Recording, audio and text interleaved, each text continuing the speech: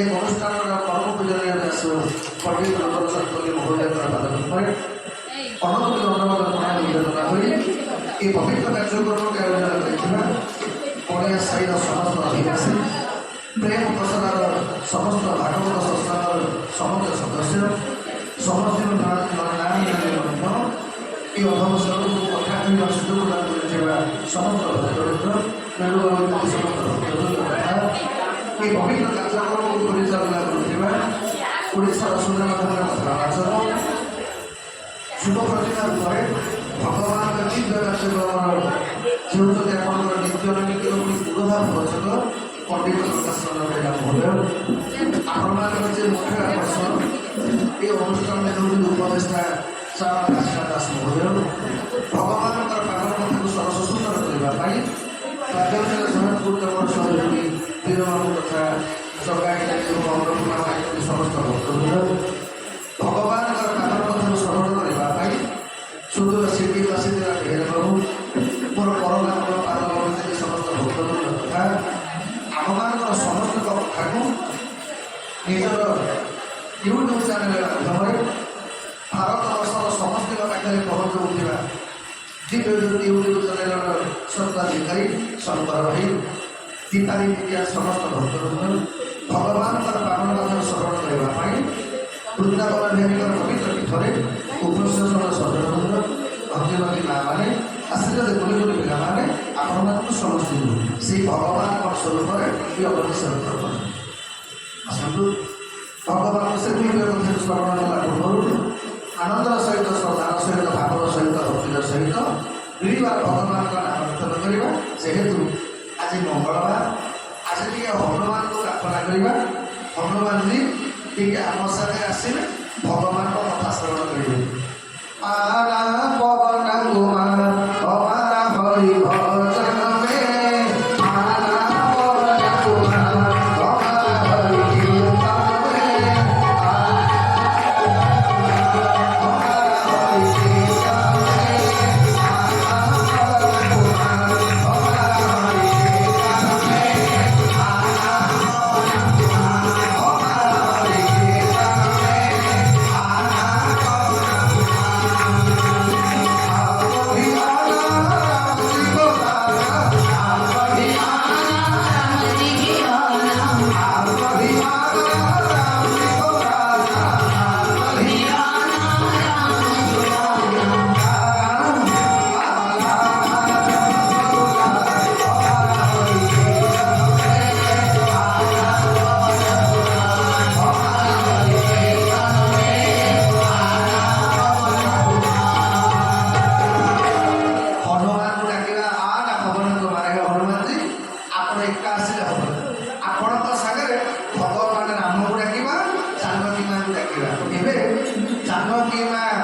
प्रभुनाथ महाप्रभु आ हनुमान जी आम पाखे बस अच्छा खाली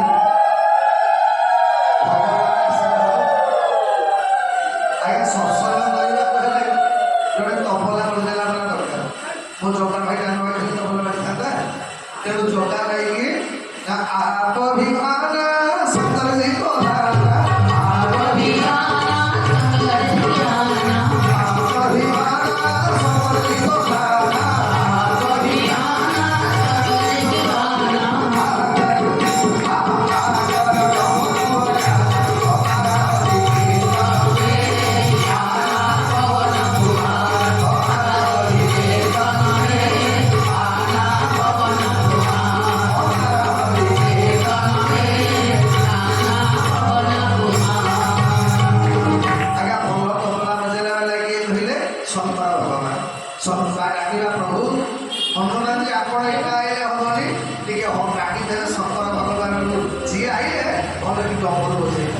आज्ञा खाली तो डम्बर बजले भल लगे ये वीरबाबू भाई जड़े सीना हारमोनियम बजेला वाला खेले हम तो हारमोनियम बजे कि ना आप अभिमान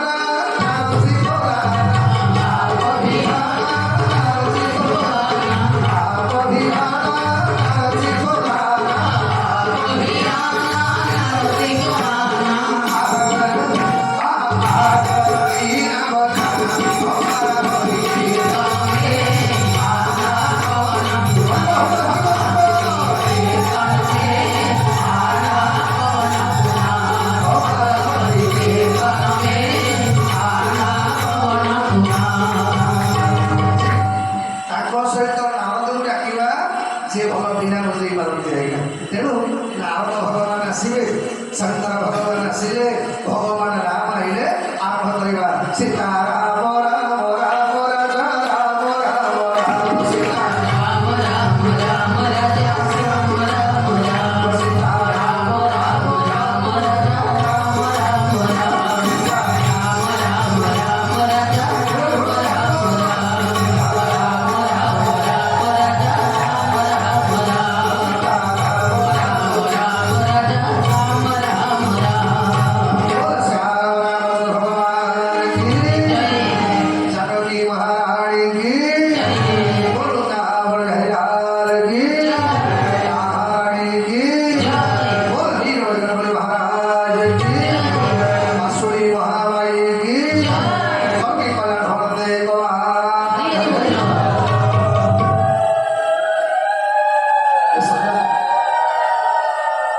ଗତକାଲି ଆମେ କଥା ଶ୍ରବଣ କରିଥିଲେ ଭଗବାନ ମୋର ଯେତେବେଳେ ଚିତ୍ରକୂଟରେ ନିବାସ କରୁଥିଲା ବେଳେ ଭଗବାନଙ୍କୁ ପରୀକ୍ଷା କରିବା ପାଇଁକା ଭଗବାନଙ୍କର 5ଟା ଲୀଳାରେ 5 ଜଣ ମୋହିତ ହେଉଛନ୍ତି। ସବୁ କଥା କହିବାକୁ ସମୟ ନାହିଁ। ଭଗବାନଙ୍କର ବାଲ୍ୟଲୀଳା ଦେଖିକି ମୋହିତ ହେଲେ କିଏ ନା କାକଭୂଷଣ। କାହିଁକି ଭଗବାନ ରାମଚନ୍ଦ୍ର ଛୋଟିଆଟେ ହେଇଥିଲେ ତ ଛୋଟିଆ ହେଲା ବେଳେ କାକଭୂଷଣ ଭାବିଲେ କହିଲେ ହେ ଠାକୁର କ'ଣ ସତରେ ଛୋଟ ପିଲା ହୁଅନ୍ତି? ଆଜ୍ଞା ଭଗବାନଙ୍କୁ ପରୀକ୍ଷା କରିବାକୁ କାକଭୂଷଣ କ'ଣ କଲେ ନା ଭଗବାନ ରାମ ଗୋଟେ ପିଠା ଖାଉଛନ୍ତି, ଇଏ କାକଭୂଷଣ ଆଇଲେ ଭଗବାନ ଖାଦ୍ୟ ପିଠାଟାକୁ ନେଇକି ପଳେଇଲେ। ମନେ ମନେ ଭାବିଥିଲେ କ'ଣ ଆଜ୍ଞା ପିଲା ହାତରୁ ପିଠାଟା ପଳେଇଗଲେ ପିଲା କାନ୍ଦିବ। ଆଜ୍ଞା ଭଗବାନ ରାମ ଯେତେବେଳେ ଗୋଡ଼ ହାତ ଛାଟିକି କାନ୍ଦିଲେ କାକଭୂଷଣ ହସିଲେ କହିଲେ ହେ ଏଇଟା ଭଗବାନ ନୁହଁ, ଏ ଭଗବାନ କାନ୍ଦନ୍ତା କୁଆଡ଼େ। ଆଜ୍ଞା ଏଇ କାକଭୂଷଣ ଚିନ୍ତା କରୁ କରୁ ଭଗବାନ ରାମଙ୍କର କୁନି କୁନି ହାତ ବଢ଼େଇଦେଲେ କାକଭୂଷଣ ଆଡ଼କୁ। 14 ବ୍ରହ୍ମାଣ୍ଡ କାକଭୂଷଣ ବୁଲିକିରି ପଳେଇ ଆଇଲେ। ଆଜ୍ଞା ଯୁଆଡ଼େ ଗଲାବେଳକୁ ରାମ ଘାଟ ପଛରେ ପଡ଼ୁଛି। ବୁଲି ବୁଲି ଶେଷକୁ ଆଜ୍ଞା ସେତେବେଳେ କାକଭୂଷଣ ପୁଣି ଅଯୋଧ୍ୟାରେ ପହଞ୍ଚିଲେ। ଭଗବାନ ରାମ ଏମିତି ଗୋଟେ ହାଇ ମାଇଲେ, ସେ ହାଇରେ କାକଭୂଷଣ ସିଧାସଳଖ ଭଗବାନଙ୍କ ପେଟ ଭିତରେ ପଡ଼ିଲେ। 14 ବ୍ରହ୍ମାଣ୍ଡ ଭଗବାନଙ୍କ ପେଟ ଭିତରେ ଦେଖିଲା ପରେ କାକଭୂଷଣଙ୍କର ଜାତ ଉଦ୍ରେକ ହେଲା। ତ ଭଗବାନଙ୍କର ବାଳ ପଇଲାକୁ ଦେଖିକି ମୋହିତ ହେଇଥିଲେ କିଏ ନା କାକଭୂଷଣ। ଭଗବାନଙ୍କ ଦାମ୍ପତ୍ୟ ଲୀଳା ମାନେ ଭଗବାନଙ୍କର ବିବାହ ଲୀଳାରେ ଦେଖିକି ମୋହିତ ହେଲେ କିଏ ନା ପିତାମହ ବ୍ରହ୍ମା। ଆଜ୍ଞା ବ୍ରହ୍ମା ଯେତେବେଳେ ଭଗବାନ ରାମଙ୍କର ବାହାଘରକୁ ଗଲେ ସେ ଦେଖିଲେ କ'ଣ ନା ସବୁ ଜାଗାରେ କଦଳୀ ଗଛ, କିନ୍ତୁ ଭଗବାନ ରାମଙ୍କ ବାହାଘରରେ ଯୋଉ କଦଳୀ ଗଛ ପୋତା ହେଇଛି ସୁନାର କଦଳୀ ଗଛରେ ହୀରା ଫଳିଛି। ଇଏ ତାଙ୍କ ମାନେ ଚମକି ଗଲେ ବ୍ରହ୍ମା କଲେ ହୋଇ ମୁଁ ତ କଦଳୀ ଗଛ ତିଆରି କଲି, କଦଳୀ ଗଛରେ କଦଳୀ ଫଳିବା କଥା, ଏ ସୁନାର କଦଳୀ ଗଛରେ କ'ଣ ହୀରା ଫଳିଲାଣି କି ଭାଇ ଏଇଟା ମୋ ସୃଷ୍ଟି ନୁହଁ କି। ଆଉ ବ୍ରହ୍ମାକୁ ପଚାରିଲେ କଲେ ତାପରେ ବ୍ରହ୍ମା ପଚାରିଲେ ଶଙ୍କର ଏଇଟା କ'ଣ ବା ମୋର ପାଇଁ ଏଠି ସୃଷ୍ଟି କିଛି ଦେଖାଯାଉନି। କେବେ କଦଳୀ ଗଛରେ ତ କଦଳୀ ଫଳିବା କଥା, ଏଠି କଦଳୀ ଗଛରେ ହୀରା ଫଳିଛି, ଆମ୍ବ ଗଛରେ ମୁକ୍ତା ଫଳିଛି, ଇଏ କ'ଣ? ଶଙ୍କର ଭଗବାନ କଲେ ବ୍ରହ୍ମା କାଟି ଚୁପ୍ କରିବ। ଜାଣିଛ ଏଟା କାହା ବାହାଘର ହେଉଛି ତ ନା କାହା ବାହାଘର ନା ତୋ ବୋଉମା ବାହାଘର ହେଉଛି। ମନେ କର ଆଜ୍ଞା ଆଜିକା ତ ବାହାଘର ସବୁ ଭିଡ଼ିଓ ରେକର୍ଡିଂ ହେଉଛି। ମନେକର ଗୋଟେ ସ୍ୱାମୀ ସ୍ତ୍ରୀ ବାହାଘର ବେଳେ ତମ ଭିଡ଼ିଓ ରେକର୍ଡିଂ କରୁଛନ୍ତି ବାହାଘର, ହେଲେ ବାହାଘର ଭିଡ଼ିଓ ରେକର୍ଡିଂ କରିଛନ୍ତି 3-4 ବର୍ଷ ଗଲା ପରେ ପିଲା ଛୁଆ ଗୋଟେ ଦିଟା ହେଇସାରିଲା ପରେ 8-10 ବର୍ଷ ପରେ ଦିନେ ଭଲ ଖରା ମରା ହେଉଛି, ଆଉ ସ୍ୱାମୀ ଘର ଅଫିସ ଯାଇନି, ଛୁଟି ଦିନ ଅଛି, ଡାକିଲା କହିଲା ଭାଇ ଶୁଣୁଛି ଆସୁନା ଆଜି ଟିକେ ଏସି ଘରେ ବସିକି ଆମ ବାହାଘର ରେକର୍ଡିଂଟା ଦେଖିବା ଆଉ କ'ଣ ଅଛି, ଦେଖିବା କେମିତି କ'ଣ ଶଙ୍କର ଭାଇ ଆମର ରେକର୍ଡିଂ କରୁଛି ଟିକେ ଭଲକି ଦେଖିବା ଆଉ କ'ଣ ଅଛି। ଆଜ୍ଞା ସ୍ୱାମୀ ଦୁଇଟା ଯାକ ପୁଅଟାକୁ ପାଖରେ ବସେଇକି ଭିଡ଼ିଓ ଦେଖେଇଲେ। ଆପଣ ଯେତେ ବାହାଘର ଭିଡ଼ିଓ ଆରମ୍ଭ ହେଲା ଆଜ୍ଞା ବାପା ଯେତେବେଳେ ମୁକୁଟ ଲଗେଇ ଯାଉଛି ପୁଅ ପଚାର ବାପା କିଏ ତମେ କ'ଣ ମୁକୁଟ ଲଗେଇଛ? ବାପା ପଚାରା କଲା ମୁଁ ବାପା ବାହାଘର ଯାଉଛି ନା ଆଚ୍ଛା ତମେ ତାହେଲେ ବାହାଘର ଯାଉଛ, ସିଏ କିଏ ନା ସିଏ ତ ଝିଅ ନା ସିଏ କିଏ ନା ସିଏ ତ ଅଜା ନା ଆଚ୍ଛା ସିଏ ଓଢ଼ଣା ଲଗେଇଛି ଆରେ ତୋ ମା ସିଏ। ଆଜ୍ଞା ପିଲା ସବୁ ଦେଖୁଛି ଇଏ ସିଏ କିଏ ସେଇଟା କ'ଣ ହେଲା ଏମିତି କ'ଣ ହେଲା ମାଟା କାନ୍ଦୁଛି କ'ଣ ପାଇଁ ସବୁ ବୁଦ୍ଧିରେ ପିଲା ବୁଝୁଛି ଆଜ୍ଞା ଯେତେବେଳେ ପଡ଼ିନି ସଇଲା ପରେ ପିଲା କାନ୍ଦିଲା ବାପା ପଚାରିଲେ କାନ୍ଦୁଛୁ କଣ ପାଇଁ ନା ବାପା ତମେ ବାହାଘର ବେଳେ ସମସ୍ତିକି ଡାକିଲ ମତେ ଡାକିଲନି କଣ ମୋ ଫଟୋଟା ତା ଭିତରେ କାହିଁକି ନାହିଁ ଜେଜେଙ୍କ ଫଟୋ ଅଛି ଜେଜେମାର ଫଟୋ ଅଛି ଅଜା ଆଈ ମାମୁଁ ଏ ସମସ୍ତିଙ୍କ ଫଟୋ ରଖିଲ ମୋ ଫଟୋଟା ତା ଭିତରେ କାହିଁକି ନାହିଁ ଆଜ୍ଞା ସିଏ ବାପା ଘରକୁ ଠିକ ତେଣୁ ସେଇ ହେରେ ଶଙ୍କର ଭଗବାନ ବ୍ରହ୍ମା ଏଇଟା ତମ ବାପାଙ୍କର ବାହାଘର ଆଉ ଯଦି ବାପା ବାହାଘର ବେଳେ ପୁଅ କହିବ ମୋ ଫଟୋ ନାହିଁ ବୋଲି ଆଉ ଅବସ୍ଥା ଯାହା କଣ ଅଛି ଆଜ୍ଞା ଭଗବାନ ରାମଙ୍କର ବାହାଘର ବେଳେ ମୋହ ହେଲେ କି ଶଙ୍କର ଭଗବାନ ମାନେ ପିତାମହ ବ୍ରହ୍ମା କାଲି ଆମେ ଶୁଣିଥିଲେ ଭଗବାନଙ୍କ ଦାମ୍ପତ୍ୟ ଲୀଳା ଦେଖିକି ମୋହିତ ହେଲେ କିଏ ଇନ୍ଦ୍ରଙ୍କ ପୁଅ ଜୟନ୍ତ ହେଲେ ଏଇଟା ଭଗବାନ ଭଗବାନ ନିଜ ସ୍ତ୍ରୀ ଡାକିଲେ ଫୁଲମାଳ ଦରକାର ନା ମାଇଚିଆଟା ଆଜ୍ଞା ଭଗବାନଙ୍କର ଦାମ୍ପତ୍ୟ ଲୀଳା ଦେଖିକି ମୋହିତ ହେଲେ କିଏ ଆଜ୍ଞା ଜୟନ୍ତ ଠାକୁର ପ୍ରଥମ ଦିନ ଆପଣମାନେ ଶୁଣିଥିବେ ଭଗବାନଙ୍କର ବନବାସ ଲୀଳା ଦେଖିକି ମୋହିତ ହେଲେ କିଏ ଶଙ୍କର ଭଗବାନଙ୍କ ପତ୍ନୀ ସତୀ ଆଉ ଭଗବାନଙ୍କର ଯୁଦ୍ଧ ଲୀଳା ଦେଖିକି ମୋହିତ ହେଲେ କିଏ ନା ଗରୁଡ଼ କିଏ ପାଞ୍ଚ ଯାକ କେହି କାହାକୁ କମ ନୁହଁ ବ୍ରହ୍ମା ସତୀ ଜୟନ୍ତ ଗରୁଡ଼ ଏମାନେ ଆଜ୍ଞା କେହି ସାମାନ୍ୟ ଲୋକ ନୁହଁ ଏମାନେ ଭଗବାନଙ୍କର କାର୍ଯ୍ୟକ୍ରମରେ କାହିଁକି ଆଜ୍ଞା ତାଙ୍କର ସନ୍ଦେହ ହେଲା କରି ତାଙ୍କର କାରଣ ହେଲା ଇଏ 5 ଜଣ ତାଙ୍କର ସତସଙ୍ଗ ଅଭାବ ଆଜ୍ଞା ଯିଏ ସତ୍ସଙ୍ଗ କରିଥିବ ଭଗବାନଙ୍କ କଥା ଶ୍ରବଣ କରିବ ସିଏ ଭଗବାନଙ୍କ କଥାରେ ଭ୍ରମିତ ହବନି ନା ମୋହିତ ହବନି ଏଇଥିପାଇଁ ଆମେ ଗତକାଲି ଶ୍ରବଣ କଲେ 14 ବ୍ରହ୍ମାଣ୍ଡ ଖୁସିଆ ଖୁଲି ଆଇଲେ ବ୍ରହ୍ମାଣ୍ଡ ଜୟନ୍ତ କୋଉଠି ଆଉ ଜୟନ୍ତକୁ ସ୍ଥାନ ମିଳିଲାନି କହିଲେ ନାରଦ କାରି କଲ ଜୟନ୍ତା ଲାଗି ଗଲା କଳସିତ ସଂସ୍ଥା ଶ୍ରୀରାମ ଜୟ ରାମ ଜୟ ଜୟ ରାମ ଶ୍ରୀରାମ ଜୟ ରାମ ଜୟ ଜୟ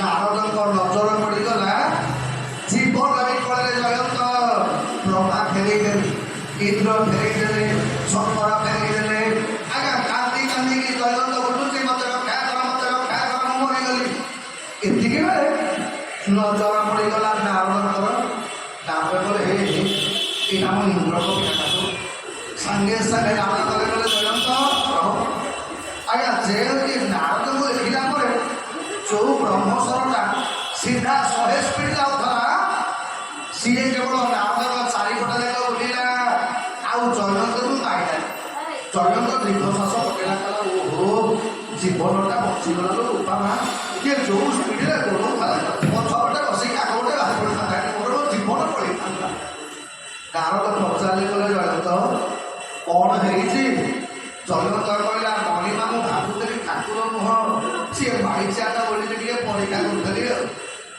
ନାରଦ କହିଲେ ହଇରେ ଦୋଷ କରିବୁ ଭଗବାନଙ୍କ ପାଖରେ ଭୁଲ ମାଗିବୁ ମୋ ପାଖକୁ ଆମେ ଯାହା ପାଖରେ ଦୋଷ କରିଛୁ ଯାହା ତାକୁ ଭୁଲ ମାଗି ଜୟନ୍ତ କହିଲା ଠାକୁରୀ କହିଲେ ମୋତେ ଭୁଲ କ୍ଷମା କରିବେ ମୋତେ ନା ଦେବେ ତାକୁ କ୍ଷମାଗ୍ରସ୍ତ ହନା ଯା ଭଗବାନଙ୍କ ଶରଣ ବସିଲା ଆଜ୍ଞା ଯେମିତି ଜଗନ୍ନାଥ ଜୟନ୍ତ ଭଗବାନଙ୍କ ଶରଣ ବସିଲେ ଭଗବାନ ଜୟନ୍ତର କ'ଣ କଲେ ଗୋଟେ ଆଖି ଫୁଟେଇ ଦେଲେ ଅର୍ଥ କ'ଣ ପଣା କରିଦେବା କହିଲେ ଜୟନ୍ତରେ ତୁ ଯୋଉ ଆଖିରେ ଭାବୁଥିଲୁ ଇଏ ବ୍ରହ୍ମ ସିଏ ବ୍ରହ୍ମ ନୁହଁ ଇଏ ଭଗବାନ ସିଏ ଭଗବାନ ନୁହଁ ଇଏ ବ୍ରାହ୍ମଣ ସିଏ ଶୂଦ୍ର ଏ ଭାବ ଥିଲା ପର୍ଯ୍ୟନ୍ତ ତୁ ଭଗବାନଙ୍କୁ ପାଇବୁନୁ ଏଇଥିପାଇଁ ତତେ ମୁଁ ଦୈତ ଭାବରୁ ତତେ ମୁଁ କର୍ତ୍ତ ମୁକ୍ତି କଲେକି ଅଦ୍ୟତ ଭାବରେ ତତେ ମୁଁ ପ୍ରକାଶ କଲି ଜୟନ୍ତକୁ ଉଦ୍ଧାର କରିସାରିଲା ପରେ 12 ବର୍ଷ ଭଗବାନ ରହିଲେ ନା ଶ୍ରୀକୃଷ୍ଣରେ ଭଗବାନ ଦେଖିଲେ ଯେ ଚିତ୍ରକୂଟରେ ଏବେ ଜଗନ୍ନାଥ ମହାପ୍ରଭୁ ଯେମିତି ଆମ ଘରକୁ ଆସୁଛନ୍ତି ଏ ମହାପ୍ରଭୁ ଚନ୍ଦନ ଯାତ୍ରା ଛାଡ଼ିକି ତମେ ଆମ ଘରକୁ ଯାଉଛ ଏଇଟା ବଡ଼ କଥା ପୁଣି ଜଗନ୍ନାଥ ଭଗବାନ ଯେତେବେଳେ 12 ବର୍ଷ ଭଗବାନ ରହିଲେ କୋଉଠି ନା ମହାମାନେ ଚିତ୍ରକୂଟରେ ଭଗବାନ ବିଚାର କଲେ ଏବେ ଆମକୁ ଚିତ୍ରକୂଟ ନ ଛାଡ଼ିଲେ ଏ ରାମ ଭଗବାନଙ୍କ ଲୀଳା ହେଇପାରିବନି ଏଇଥିପାଇଁ ଭଗବାନ ଆଗ ଗଲେ କାହା ଘରକୁ ମା ସ୍ତ୍ରୀ ଅର୍ଥ କ'ଣ ନା ଯିଏ ତ୍ରିଗୁଣ ମାୟାକୁ ମୁକ୍ତ ହେଇଯାଇଛି ତାଙ୍କ ଘରକୁ ଗଲେ ଜାନକୀ ମାଙ୍କୁ ଅନୁସୂୟା ବୁଝେଇଦେଲେ ନାରୀର ଧର୍ମ କ'ଣ ନା ଏକ ହି ରଥ ଏକ ପୂଜାରେ ମା ପତି ପଦ ସେବା ଏକ ହି ଧର୍ମ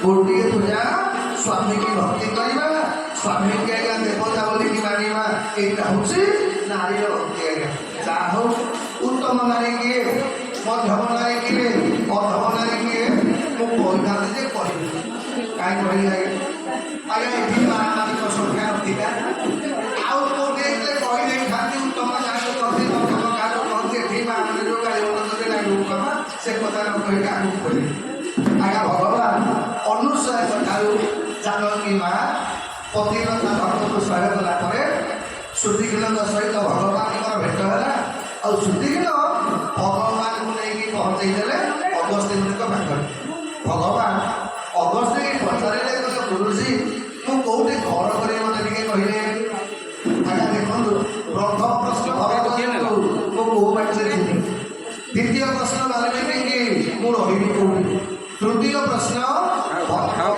पचारे भगवान भगवता भगवान ठिकना किए जान भगवान ठिकना कौटा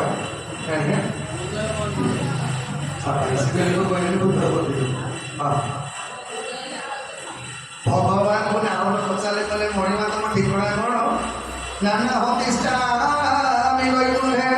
जोगिना हृदय अद्भुता चंद्र गायंती तत्प्रतिष्ठानी भगवान ठिकना कौटा जो भगवान नाम कीर्तन हुए अर्थ यही भगवान भगवान वैकुंठ रहा भल पाती जोगी मान पाखे रहा भल पाती जो भगवान नाम कीर्तन होथब चाह प्रेम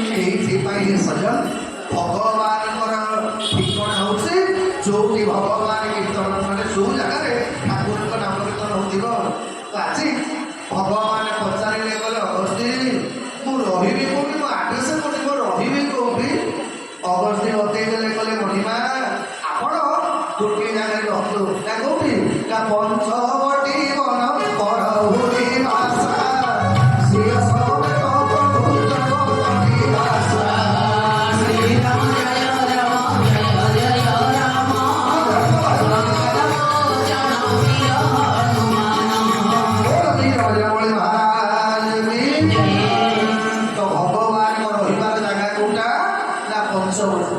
पंचवटी किए आम शरीर हूँ गोटे पंचवटी नहीं पांचटा तत्व कौन पृथ्वी जल अग्नि वायु आकाश आज्ञा आम मान शरीर जहाँ गोटे हाथीर शरीर से गोटे पिंपुड़ीर शरीर से अर्थ कौन आम भितर भगवान निवास ए शरीर आपण मान दी दिन कथा सेवारे आम प्रथम दिन शुणी लक्षण गीता लक्षण गीता आमको कौन कही जगत दुखे कहीं दायी नुह आमको दुख कहीं दिखती आम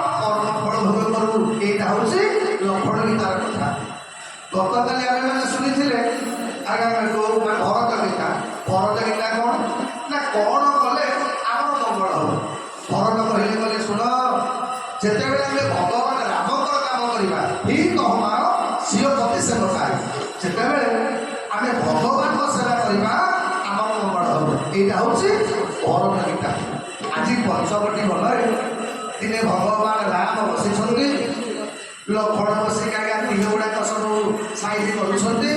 ଏତିକି ବେଳେ ଲକ୍ଷ୍ମଣ ପଚାରିଲେ ପାଞ୍ଚଟି ପ୍ରଶ୍ନ, ଯୋଉ ପାଞ୍ଚଟି ପ୍ରଶ୍ନ ହଉଛି ରାମ ଗୀତା ଆଜ୍ଞା। ଭଗବାନ ରାମକୁ ଲକ୍ଷ୍ମଣ ପାଞ୍ଚଟି ପ୍ରଶ୍ନ ପଚାରିଲେ ନା ଆଜି ଆମେ ମାନେ ସ୍ମରଣ କରିବା ଆଜ୍ଞା ଭଗବାନ ରାମଙ୍କର ଗୀତା ରାମାୟଣ ଯୋଉ ମହାରାଜ ଗୀତା ଭିତରୁ ଏ ରାମ ଗୀତା ହଉଛି ଆଜ୍ଞା ସର୍ବଶ୍ରେଷ୍ଠ ଗୀତା, ଯୋଉଟା ଭଗବାନ ରାମ ଲକ୍ଷ୍ମଣଙ୍କୁ କହିଲେ। ଲକ୍ଷ୍ମଣଙ୍କର ପ୍ରଥମ ପ୍ରଶ୍ନ କଣ ନା କହୁ ଜ୍ଞାନ ବୈରାଗ ଅରୁମାୟା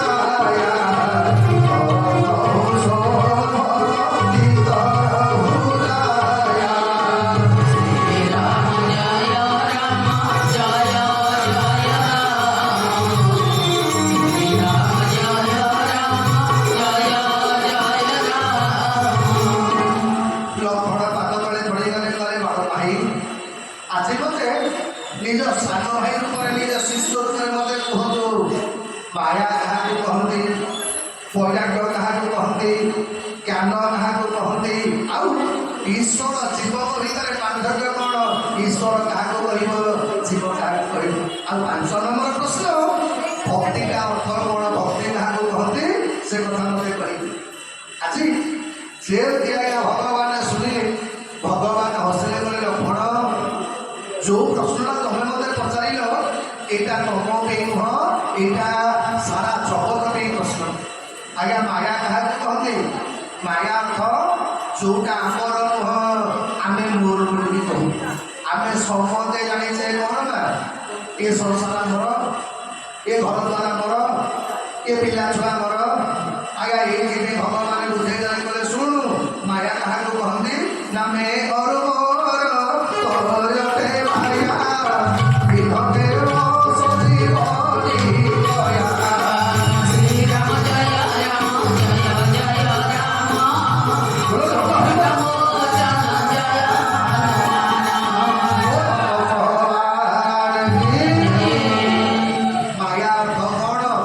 এইটা মোর সেইটা তোর, এইটা মো ঘর সেইটা মো তমর, এটা তো পিলা এটা মোর। আমি যে মু আর মোর ইয়া না হচ্ছে মায়া। আমি সমদে জানিছে কোউ গোটা কোউ মোর নুহ, আমার কোউটা মোর করি এ সংসারে কোউটা মোর কোউটা কহিলা আমার নাটা মোর আই মো নাটা মু দিছি বা আমার তম নাটা তমে দেই ভালো। আচ্ছা ତମ ନାଁ ତମେ ଦେଇନ, ଆଚ୍ଛା ତମେ କ'ଣ ଜନ୍ମ ହେଇଥିଲେ ଜାଣିଛ? ତ ଆପଣ ଜାଣିଥିଲେ ଏଇ ଜନ୍ମ ପିଲା ଜନ୍ମ ହବ, ଝିଅ ଜନ୍ମ ହବ ଜାଣିଥିଲେ? ଆମେ ଜନ୍ମ ହେଲାଟା ଆମେ ଜାଣିନେ, ଆମ ନାଁ ଆମେ ଜାଣିନେ। ଆଚ୍ଛା ତମେ କାହାକୁ ବାହା ହବ ଜାଣିଛ? ତାହା ବି ଜାଣିନା। ତମର ପିଲା ଛୁଆ କେତେ ତାକୁ ତମେ ଜାଣିଛ? ଆଚ୍ଛା ତମ ପିଲା ଗୁଡ଼ାକ କ'ଣ କରିବେ ତା ଜାଣିଛ? ଦୁନିଆରେ କିଛି ଜାଣିଛ? କାହିଁ ମୋ ଘର ମୋ ଛୁଆ ତେଣୁ ଶାସ୍ତ୍ର କହିଲେ କି ମୁଁ ଆଉ ମୋର ଭାବ ଆଜ୍ଞା ଜଗତରେ ଆମ ହାତରେ କିଛି ହେଇପାରିବ ପତ୍ର ଉଠିଲାଣି ନା ଏନେ ଭଗବାନ କୃପା କରିଛନ୍ତି ବୋଲିକି ଏଇ ଯୋଉ ନିଶ୍ୱାସ ଟିକେ ଯାଉଛି ଆଉଛି ବୋଲିକି ତମେ ବୋଲିଛ ମୁଁ କହିଛି। ଏନେ ଯଦି ଏଗୁଡ଼ା ଠପ ହେଇଯିବ ମତେ ଲୋକ ଆଶୀର୍ବାଦ ମହାଦେବ କହିବେ ନା ସମ କହିବେ ନା କହିବେ ଏଇ ଆଶୀର୍ବାଦ ମହାଦେବ ପରିଶୋଧ କରିବେ ତା ସଫ ପଡ଼ିଛି ନା। ଆମ ସମସ୍ତଙ୍କର ଗୋଟିଏ ନା ଆଉ 2 ନମ୍ବର ନାଁ କିଛି ନାହିଁ। ଲକ୍ଷ୍ମଣକୁ ବୁଝେଇଲେ କଲେ ଧନରେ ଜଗତରେ ମାୟା ହଉଛି ତ୍ରିପ୍ରକାର, ଗୋଟେ ହଉଛି ବିଦ୍ୟା ଆଉ ଗୋଟେ ହଉଛି ଅବିଦ୍ୟା। ଅବିଦ୍ୟା ମାୟା କ'ଣ? ମୋ ଘର ମୋ ପରିବାର ମୋ ଝୁଅ ମୋ ପିଲା ମୋ ଧନ ସମ୍ପତ୍ତି ଆଜ୍ଞା ସବୁ ହଉଛି ମୋର, ଇଏ ହଉଛି ଅବିଦ୍ୟା ମାୟା। ବିଦ୍ୟା ମାୟା କ'ଣ ନା ଭଗବାନଙ୍କର ଯୋଉ ମାୟା ତା ନାଁ ହଉଛି ବିଦ୍ୟାର ମାୟା। ଭଗବାନ ବୁଝେଇଲେ କଲେ ଧନରେ ଏ ଦୁନିଆରେ ମଣିଷର କେହି ନାହିଁ। ସଂସାରରେ ଦେଖିବାକୁ ଗଲେ କ'ଣ ନା ଜଗତରେ ଭଗବାନ କେବଳ ଏକମାତ୍ର ସତ୍ୟ। ଏଇଥିପାଇଁ ବୁଝେଇ ଦେଲେ କ'ଣ ନା ମେ ଘରୁ ମୋର ତୋରତେ ମାୟା ଇହକେବ ସଜିବନି ଦୟା। ଶ୍ରୀରାମ ଜୟ ରାମ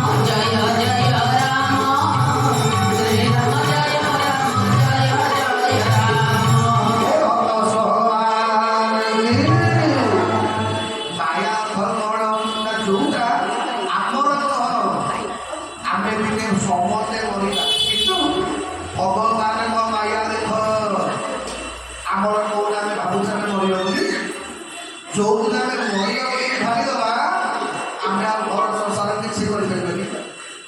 ଆଜ୍ଞା ଏଇଠି ଲୋକ ମରିକି ପଡ଼ିଥିବେ ଆମର ପଡ଼ିଶା ମରିଗଲା ପରେ ଆମେ ଅଧଘଣ୍ଟେ ଘଣ୍ଟେ କାନ୍ଦିବା ଚାଲିଗଲା କେତେ ଭୋଟ ଗଲା ଏ ସଂସାର କିଛି ନୁହଁ ଆକୁ କହନ୍ତି ସଂସାର ବଜାୟ।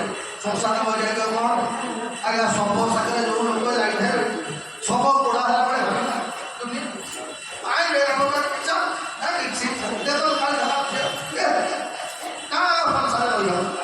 ଏଇଆ ଭାବିବେ ଯେ ମହାନଦୀରେ ବୁଡ଼ ପକେଇ ଦେଇକି ଘରକୁ ଆଇଲା ବେଳେ ଆରେ ବାପା କୋଟି କୋଟି ଟଙ୍କା ଭିତରେ ଭଲ ପୁରୀ ଟିକେ କରିପାରିବେ ଆରେ 10 ଟଙ୍କା ରସଗୋଲା ଟିକେ ଆଣିବେ କ'ଣ ଆଜ୍ଞା ସୁଟା କାଟିଲେ ରସଗୋଲା ଆଜ୍ଞା ସିଏ ମାୟାଟା ସେଇଠି ପାଇଗଲା ତେଣୁ ଇଆରି ନାଁଟା ହେଉଛି ମାୟା। ଜ୍ଞାନ କାହାକୁ କହନ୍ତି ନା ଜ୍ଞାନ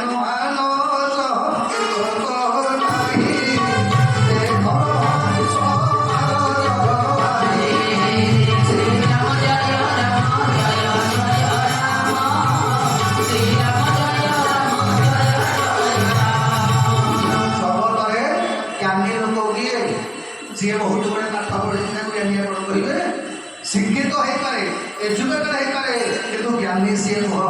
ଜ୍ଞାନୀ କିଏ ନା ଯିଏ ସମସ୍ତଙ୍କ ଭିତରେ ପ୍ରଭାବ ଦର୍ଶନ କରିବ। ଯିଏ ଆମ ଲୋକ କ'ଣ ନା ଆଜ୍ଞା ସିଏ ଧନୀ ଲୋକ ତାକୁ ଭଲ ଚେୟାର ବନେଇଦେବେ ସିଏ ଗରିବ ଲୋକ ଆଜ୍ଞା କିଏ ହେଉଛି କୋଟିପତି ଲୋକ ଆଜ୍ଞା ଆଜ୍ଞା ଆସନ୍ତୁ ଗରିବ ଲୋକ ଆଜ୍ଞା ଆଜ୍ଞା ଭାବନ୍ତୁ ସିଏ ଜ୍ଞାନୀଙ୍କର ଲକ୍ଷଣ ନୁହଁ ଇଏ ମୂର୍ଖଙ୍କର ଲକ୍ଷଣ। ଯୋଉ ଲୋକ ସମସ୍ତେ ସମାନ ଦୃଷ୍ଟିରେ ଭଲ ପାଏ ସମସ୍ତ ଭିତରେ ପ୍ରଭାବ ଦର୍ଶନ କରିବ ସେ ହେଉଛି ଜ୍ଞାନୀ ଆଜ୍ଞା। ଆଉ ଆଜିକାଲି ତ ଯୋଉଠିକି ଆପଣ ଯିବେ ବଡ଼ ବଢ଼ିଆ ଲୋକଙ୍କୁ ଆଜ୍ଞା ସମସ୍ତଙ୍କ ହାତର ଗରିବ ଲୋକ କିଏ ବୁଝନ୍ତି ଆଜ୍ଞା। ତେଣୁ ଜୀବନରେ ଯାହା ଭାବରେ ଗରିବ ଇଏ ସିଏ ଧନୀ ସିଏ ନିଚ ସିଏ ବ୍ରାହ୍ମଣ ସିଏ ଶୂଦ୍ର ଏ ଭାବ ଯାହା ପାଖରେ ଥିବ ସେଟା ଜ୍ଞାନୀ ନୁହଁ ପରମ ମୂର୍ଖ ଆଜ୍ଞା। ତେଣୁ ଜ୍ଞାନୀ କାହାକୁ କହିବେ ଯୋଉ ଲୋକ ସମସ୍ତଙ୍କ ଭିତରେ ବ୍ରହ୍ମ ଦର୍ଶନ କରିବ ତାରି ନାଁଟା ହେଉଛି ଜ୍ଞାନୀ। ଆଚ୍ଛା ଜଗତରେ ବୈରାଗ୍ୟ କାହାକୁ କହନ୍ତି? ଖାଲି କ'ଣ ଆଜ୍ଞା ଚଟା ନଖ ବଢ଼େଇ ଦେଲେ ଆମର କଳିକା ଲେଖିଲା କ'ଣ ନା ଦିନକେ ଚଟା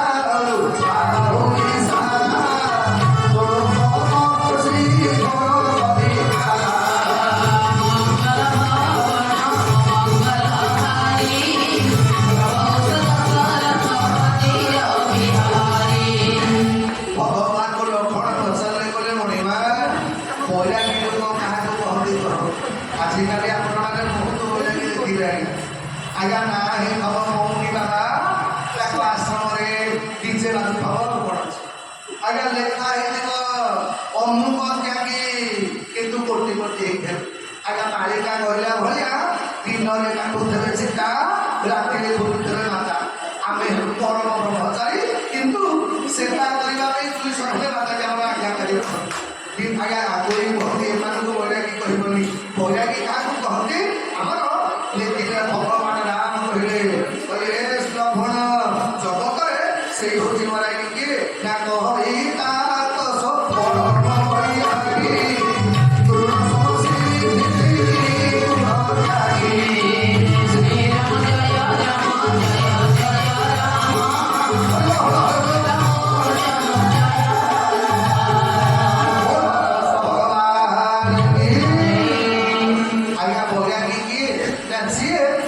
ସଫଳ ଜଗତକୁ ଘାସ ଭଳିଆ ତୃଣ ଭଳିଆ ଯିଏ ତ୍ୟାଗ କରିଦେଇଛି ସେଇ ହେଉଛି ପ୍ରକୃତରେ ବୈରାଗୀ। ଆଜ୍ଞା ମୁଁ କଲେଜରେ ଯେତେବେଳେ ରଘୁନାଥ ମନ୍ଦିରରେ ମା ରହୁଥିଲି ମୁଁ ଟିକେ ବାବାଜୀ ବୈଷ୍ଣବ ମାନଙ୍କୁ ଭଲ ପାଏ। ବାବାଜୀ ବୈଷ୍ଣବ ମନ୍ଦିରରେ ଆସିକି ପହଞ୍ଚିଲେ ତାଙ୍କ ଖାଇବା ପିଇବା ଦାୟିତ୍ୱ ମୋର ସେତେବେଳେ ଟ୍ୟୁସନ କରିକି ଯେତିକି ରୋଜଗାର ମୁଁ କରେ ଏ ସାଧୁ ସନ୍ତମାନଙ୍କ ସେବା କରିବାକୁ ମୁଁ ଟିକେ ଭଲ ପାଏ। ଆଜ୍ଞା ଦିନରେ ଗୋଟେ ମାନେ ଖାଉଛ ବାଉଛ ମାନେ ବିଭୂତି କରି ଜଣେ ପ୍ରକାଣ୍ଡ ବାବା ଆଜି ଆସିକି ପହଞ୍ଚିଲେ ଯେ ପହଞ୍ଚିଲେ ମନ୍ଦିର ତରଫରୁ ତାଙ୍କୁ ଖାଇବା ପିଇବାକୁ ଦେଲି। ଆଚ୍ଛା ତ ଖାଇବା ପିଇବା କିଛି ଦେବାକୁ ପଡ଼ିବ ନା ଆଜ୍ଞା ମୁଁ ଯେମିତି ବାବା ପାଖରେ 10 ଟଙ୍କା ସେତେ ଟଙ୍କା 11 ଟଙ୍କା ନେବ ଆଜ୍ଞା 1000 ଟଙ୍କା ସେ 1000 ଟଙ୍କା ଧରିକି ମୁଣ୍ଡିଆ ମାରି ସେ ବାବା ଯୋଉ ରାଗ ଉପରେ କହିଲେ ତୁ ବା ଜାଣିଛୁ ମୁଁ ଚାଷୀର ଲୋକ ଏ ପଇସା ପତ୍ର ମୋତେ ଦଉଛୁ ମୁଁ ଲଭେ ମୁଁ ଜାଣିନଥିଲି କହିଲା ଏ ମୁଁ ଟଙ୍କା ପଇସା ଶୁଣିଲି ମୁଁ ମୋ ଆଗେ ଲୋକ ତୁ ମୋତେ ଟଙ୍କା କରିଦଉଛୁ ଗୋଡ଼ ତଳେ ପଡ଼ିଗଲି ପୁଣି ଯାହା ହୁଏ କଳିଯୁଗରେ ଭଲ ବୈରାଗୀ ଲୋକ ଗୋଟେ ମିଳିଲା ଏତେ ତ୍ୟାଗୀ ଲୋକ ଟଙ୍କା ପଇସା ଶୁଣୁ ନାହିଁ ମାନେ ସେ ମୁଁ 1000 ଟଙ୍କା ପକେଟରେ ପଡ଼ି ଗଲେ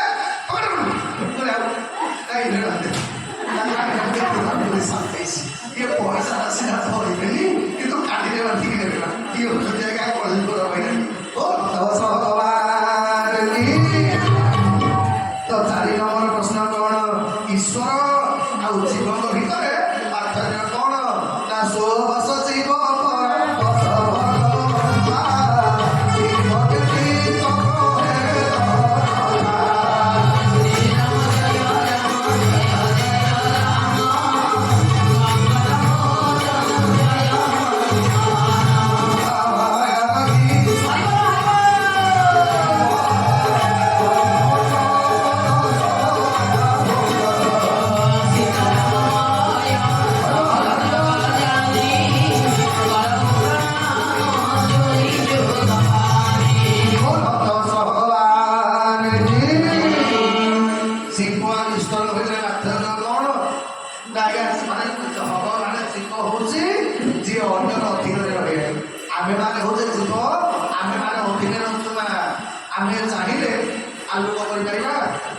अच्छा आम चाहिए दिन राति परिवर्तन मनीष चाहिए किसी ना तेणु जी निज इच्छा किसी न करे तार नाम हूँ जीव आउ जी सर्वनियंता ना हूँ ईश्वर ईश्वर जीवन आउ पार्थक्य कौन ना ईश्वर सी अल्प टे पाइले खुशी हो जाती ए बापा माने माँ मैंने मैंने विपुल शाग पत्र टे देला भगवान खुशी सबरीमा कोड़ी टे देला ठाकुर खुशी काशिया बाउरी नड़िया टे देला भगवान खुशी आज्ञा भगवान नियम कौन सी अल्प पाइले सन्तुष्ट होती सी हेले ईश्वर अब आम जीवन जेते पाइले भी आहरी दरकार अनिल आज्ञा अंधानी खुशी राति बेले से भगवान प्रभु आहरी सम्पत्ति बढ़ू ये जगत जेते पाइले खुशी नुह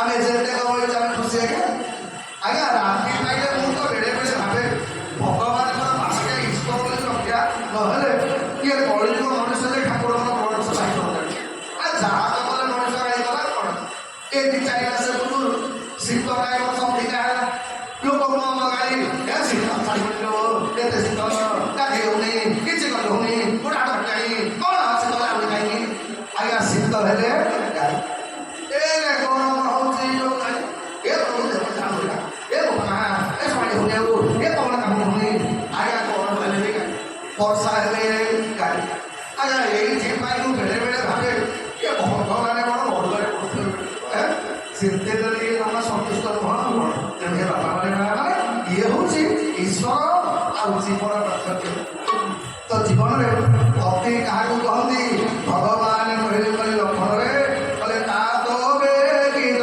बहु में भाई सोम भगवती भगत सुखदाई श्री राम जय राम जय जय राम संकट मोचन जय जो आग द्रवीभूत हो जाए मत पाइबा केवल गोटे जिन दरकार कौन ना भक्ति दरकार ये आमर ठाकुर अभिराम परमहंस शिष्य मान शुणे जदि जीवन में पाइब भक्ति अमूल्य रत्न पाइब कालु फल भजन जय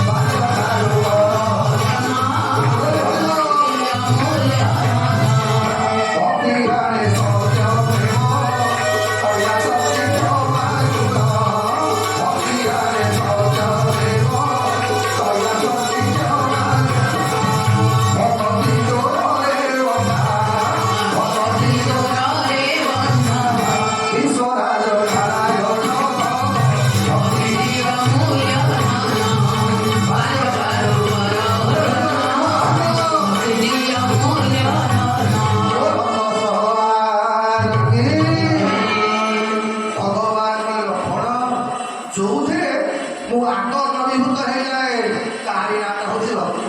ଏ ବାପା ମାନେ ମା ମାନେ ଭଗବାନଙ୍କୁ ପାଇବାକୁ ହେଲେ କେବଳ ଭକ୍ତି ଦରକାର ଆପଣଙ୍କର। ନା ଆଉ କଣ ନା ଭଗବତୀ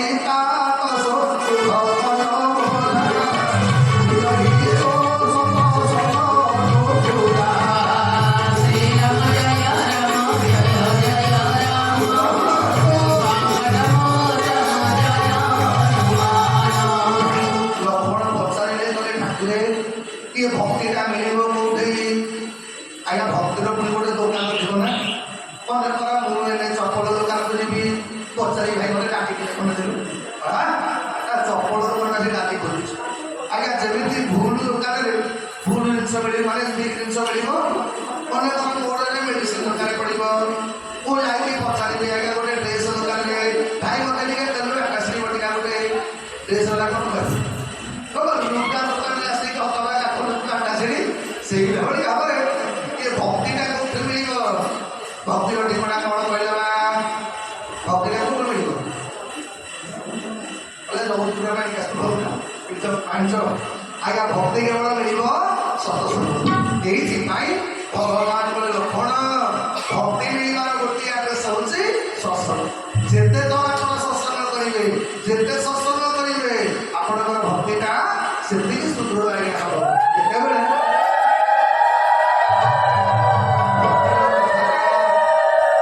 ଲକ୍ଷ୍ମଣଙ୍କର ଜ୍ଞାନ ଆସିଗଲା ପରେ ଭଗବାନ ରାମ ଲକ୍ଷ୍ମଣ ଜାନକୀଙ୍କ ସହିତ ବସିଛନ୍ତି। ଏତିକି ବେଳେ ପଞ୍ଚବଟିରେ ପ୍ରବେଶ କଲେ କିଏ ନା ମାୟା ସ୍ୱରୂପ ସ୍ୱରୂପଣ ଖାରା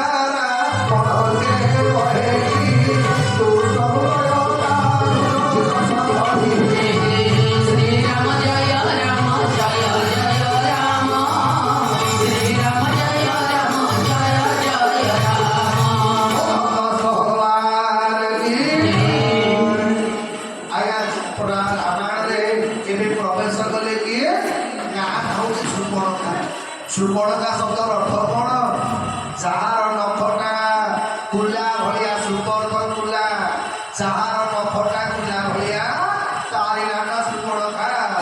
ଆଜ୍ଞା ରାମାୟଣରେ ଗୋଟିଏ ନାରୀର ନଖ ବଢ଼ିଲା ସିଏ ତା ପରିବାର ଏକ ବର୍ଷ ଚାକିରି ଖାଇଲା। ଆଉ ଏବେ କଳିଙ୍ଗରେ ଯାହା ମାନେ ଏବେ ମାନେ ନଖ ବଢ଼େଇବା ପାଇଁ କ'ଣ ଗୋଟେ ପାଲ ସବୁ ଖୋଲିଲାଣି ତାକୁ କ'ଣ ମନ୍ଦିର କ'ଣ ପେଡ଼ି କ'ଣ ପେଡ଼ି କିନା କ'ଣ ଅଛି ଆଜ୍ଞା ମୁଁ ସେ ବିଷୟରେ ଜାଣିଲେ ପୁଣି ନଖଟା କେମିତି ଭଲ ବଢ଼େଇ ହବ ନା। ଆଜ୍ଞା ପିଲାଦିନେ ଆମେ କିନ୍ତୁ ପାଠ ପଢ଼ିଥାଉ ଏ ସୁଭାଷିନୀ ଜାଣିଛେ ଆମ ସଂସ୍କୃତ ମାସ ଯେଉଁ ସଂସ୍କୃତ ମାଷ୍ଟର ଥିଲେ ଇଏ ସଂସ୍କୃତ ପଣ୍ଡିତ ରାତି ପାଇଲା ହାତରେ ଜଗାରେ ହାତ ଦେଖେଇବେ ଯାହା ନଖ ବଢ଼ିତମ ବେତେରେ ଠୋକି ଗୋଟେ ବାହାର କରିବା ଯୋଉ ନଖଟା ହେଉଛି ଲୋକର ଘର ନଖ କାଟେ ଚୁଟିଟା ବଢ଼ା ଅର୍ଥ କେଶଟା ବଢ଼ିବା କଥା ନଖଟା କଟା ହେବା କଥା। ଏଇଟା ହେଉଛି ଆମର ହିନ୍ଦୁ ପରମ୍ପରା। କିନ୍ତୁ ଏବେ ଆଜ୍ଞା ଓଲଟା କ'ଣ କହିଲେ